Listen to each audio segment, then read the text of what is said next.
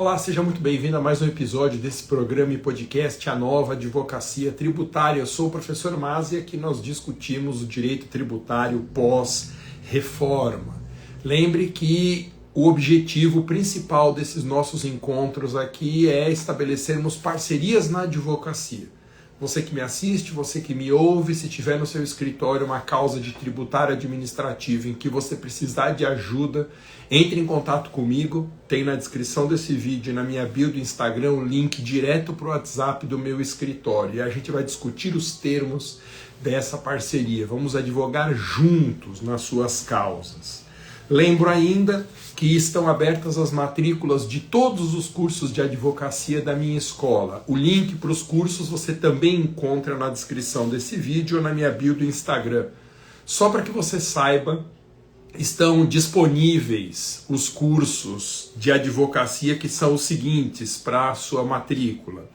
Curso completo de liminares contra planos de saúde, advogando em contratos administrativos, curso completo sobre a reforma tributária, curso completo de advocacia trabalhista do professor Pierre, o curso completo de advocacia tributária, advogue para servidores públicos, advogando em licitações, advocacia previdenciária, LGPD para advogados, o superadministrativo 2.0, supertributário 2.0, mini curso de planejamento tributário do professor Carlos Navarro, fórmula da prospecção, segredos da prospecção, entre outros.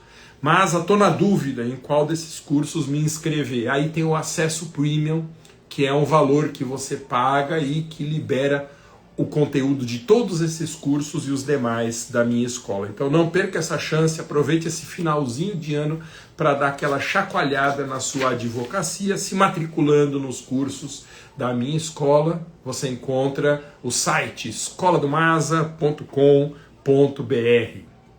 E hoje nós vamos falar a respeito do IPI. Nós vamos falar sobre o Imposto sobre Produtos Industrializados. IPI, Imposto sobre Produtos. O que a reforma tributária fez com o IPI? O que a reforma tributária fez com o IPI? Por que eu estou chamando esse programa de reforma tributária e o novo imposto sobre produtos industrializados? Você já vai entender por quê. O que é o IPI? IPI é o Imposto sobre Produtos Industrializados, é um imposto federal que incide, como o próprio nome sugere, sobre a produção. Portanto, em sentido amplo, o IPI é um tributo sobre consumo. Lembrando que nós denominamos de tributo sobre consumo todo aquele que impacta diretamente nas atividades de consumo, o que envolve os grandes três setores da economia: a indústria, o comércio e a prestação de serviços. De modo que o IPI ele precisa ser disciplinado de algum jeito pela reforma tributária, porque a reforma é uma reforma dos tributos de consumo. Não teria como a reforma se fazer completa sem que houvesse uma normatização para a questão do IPI. O IPI tem um regime constitucional bem específico, ele é um imposto necessariamente seletivo e não cumulativo, o que quer dizer seletivo que ele tem que ter alíquotas graduadas conforme a essencialidade do produto, e não cumulativo quer dizer que ele não pode incidir em cascata. Cada vez que o IPI é pago, tem que se descontar nesse pagamento o crédito gerado pelas operações anteriores na cadeia produtiva desse item. Bem, o certo mesmo, 100% correto, é que o IPI fosse extinto pela reforma tributária, junto com o ICMS, o ISS, PIS, COFINS, todos os tributos de consumo. Esse seria o 100% certo. E o pior é que corre um boato de que a reforma tributária vai extinguir o IPI junto com os outros tributos de comércio. Toma muito cuidado com isso. Junto com os outros tributos sobre o consumo, o IPI não será extinto. Eu estou fazendo um pente fino no meu livro, né, o curso de Direito Tributário da editora Saraiva, que agora pertence ao Grupo GEM, e eu peguei 2 ou 3 passagens no meu livro em que não estava clara a referência ao que a reforma tributária vai fazer com o IPI. Então é muito comum você encontrar, até em textos técnicos, uma informação aproximativa de que o IPI vai ser extinto com a reforma. E isso não é verdade. O que aconteceu e qual que é a origem dessa confusão, e por isso que eu quis fazer uma live, uma conversa a respeito do IPI. A reforma tributária nasceu com o projeto de emenda constitucional, a PEC de número 45. E na PEC 45 havia de fato a previsão da extinção do IPI para que fosse substituído pelo IBS e pela CBS. Então, tudo corria bem até que alguém lembrou que a extinção do IPI traria um problema prático na Zona Franca de Manaus. Por quê? Porque a Zona Franca de Manaus é uma área de livre comércio, de importações e exportações e com benefícios fiscais para as empresas ali sediadas. E o principal benefício fiscal na Zona Franca é justamente não haver o recolhimento do IPI. Isso transforma as empresas sediadas na Zona Franca de empresas com uma vantagem competitiva em relação àquelas instaladas em outros pontos do território nacional. Em termos práticos, quem está na Zona Franca não paga IPI atualmente. Quem está fora da Zona Franca tem que pagar o IPI.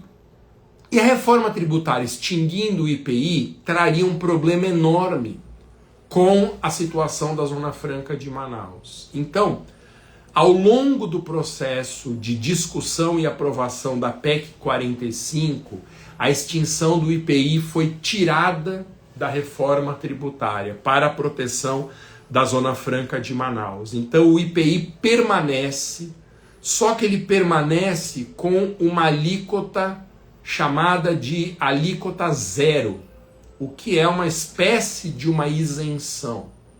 Então, é curiosa essa situação. O IPI não foi extinto, mas ele vai ser tributado a alíquota zero, o que em termos práticos equivale a uma extinção grosseiramente falando.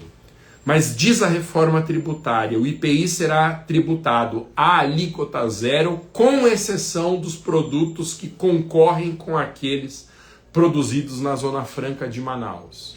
Então, olha que situação confusa. Se determinada empresa não concorre com empresas da Zona Franca, porque fabrica alguma coisa que não tem concorrência lá, essa empresa estará sujeita ao IPI de alíquota zero, isento, não terá que fazer o pagamento. Agora, se a empresa produz algo que compete com itens produzidos na Zona Franca, o IPI continua a existir com a sua força tributária atual. É uma situação muito curiosa, né, de um tributo que persiste, apesar de, como regra, estar sujeito a alíquota zero. Para fazer essa live aqui, eu dei uma pesquisada como que está a distribuição das indústrias no Brasil, na Zona Franca versus no restante do país. Eu vi que, por exemplo, na fabricação nacional de aparelhos de TV, cerca de 75% das empresas estão na Zona Franca. O que significa dizer que há pelo menos 25% dos fabricantes de TVs no Brasil sediados fora da Zona Franca. Como a TV fabricada fora concorre com a TV da Zona Franca, esses fabricantes de TV em outros pontos do território nacional seguirão pagando o IPI. Curiosa situação, né? A indústria de celulares, por exemplo, de telefonia celular, os fabricantes de celular, metade deles na Zona Franca, a outra metade em outros pontos do território nacional. A mesma lógica. Quem está na Zona Franca não paga nada, quem produz celulares fora da Zona Franca continua pagando o IPI, mesmo com a reforma tributária. E aí vem uma questão importante, que é a questão da bitributação desse IPI, de quem continua pagando, frente o IBS e a CBS. Eu já escrevi artigos que foram amplamente divulgados na imprensa, tem um artigo meu no Conjura a respeito dos diversos casos de bitributação na reforma tributária. E esse é um vício grave que a reforma tem.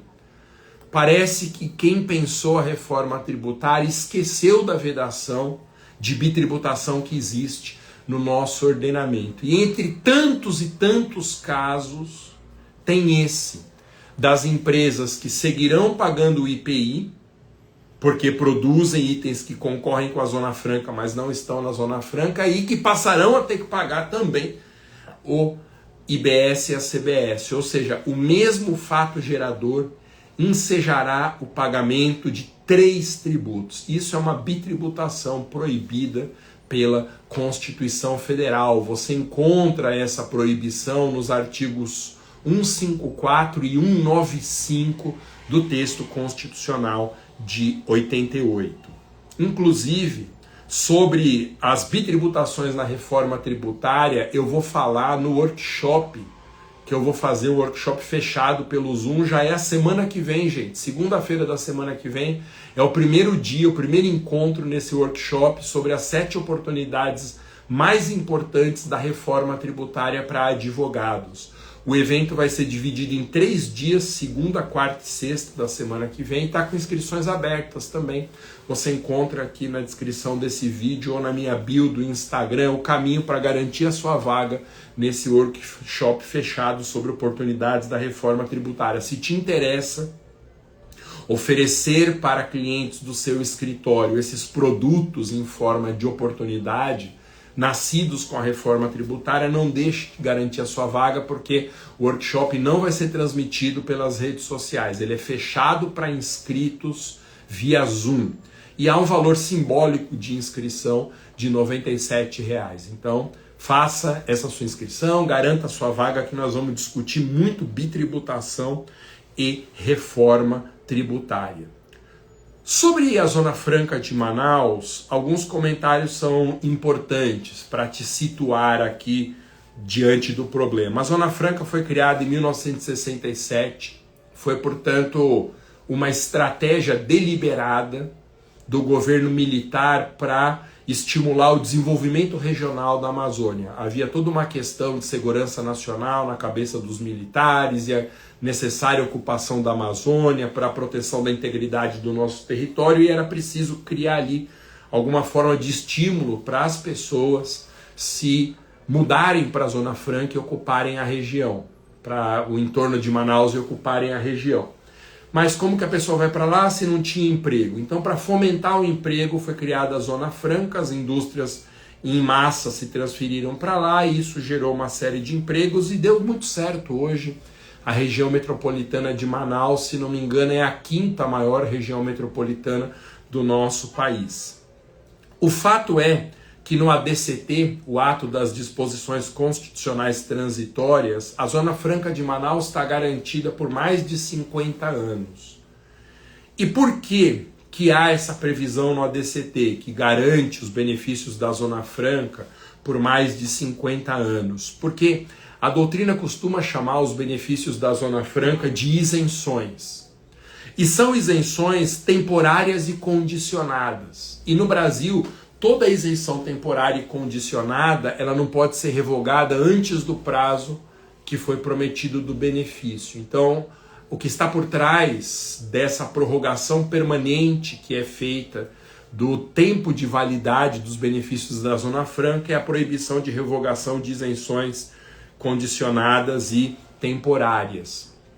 Eu tenho tido uma pulga atrás da orelha com a questão da Zona Franca ultimamente. Eu tenho me perguntado por que é uma isenção e não uma imunidade, se ela tem previsão dentro da Constituição, ainda que no ADCT. Eu preciso refletir um pouco mais sobre isso.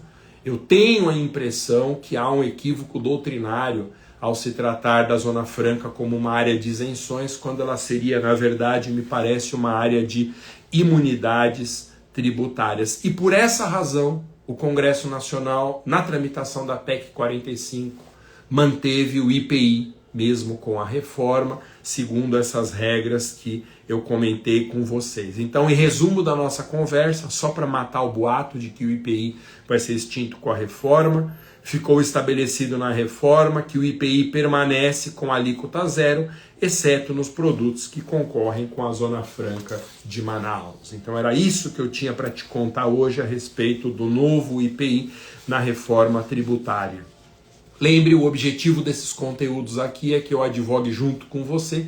Então, tendo alguma causa no seu escritório em que você precisa entrar em contato comigo, precisa de uma ajuda, mande uma mensagem pelo WhatsApp do meu escritório. O link para o WhatsApp do meu escritório você encontra na descrição desse vídeo aqui. E lembro ainda que estão abertas as matrículas de todos os cursos de advocacia da minha escola, curso de liminares contra planos de saúde, advogando em contratos administrativos, curso da reforma tributária, advocacia trabalhista, advocacia tributária, advogue para servidores, advogando em licitações, advocacia previdenciária, LGPD para advogados, super administrativo 2.0, super tributário 2.0, mini curso de planejamento tributário, fórmula da prospecção, segredos da prospecção, entre outros. Se você tiver na dúvida em qual curso se matricular, tem o acesso premium também, que libera o acesso por 1 ano a todos os cursos da minha escola.